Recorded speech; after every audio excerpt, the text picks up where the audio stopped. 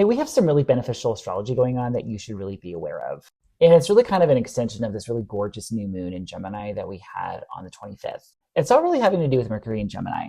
Mercury, the planet of communication, of technology, of trading and travel, is in a sign that it rules. So it's really, really strong in Gemini. And we only get it for a couple weeks this year.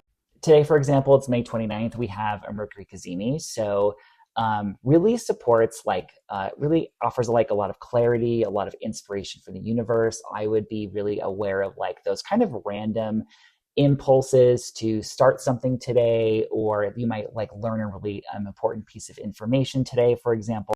And you may really want to pay attention to what house in your chart or what area of life Gemini is for you.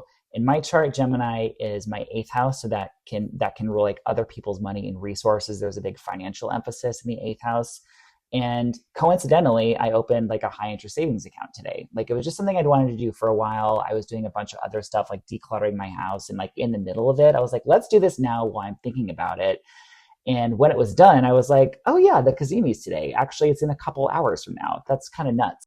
Furthermore, Gemini is a very kind of busy and moving and kind of grooving energy. So I was doing a lot of like decluttering and organizing, and Mercury and Gemini can be really good for this energy too, of just like those little things that need to get done, you can kind of do at hyper speed. It's like the mental fog around procrastination for me is just kind of lifted right now. So I'm just getting a lot of things done, a lot of emails being sent, a lot of organization, and a lot of these little tasks are really supported by Mercury and Gemini.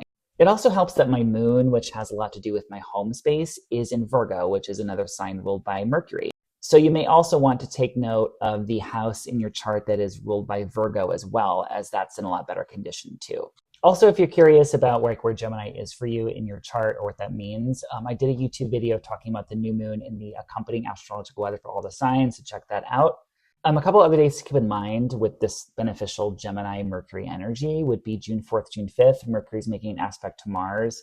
That can be like very decisive kind of thinking, so if you need to make important decisions or just kind of get stuff done. And then June 8th.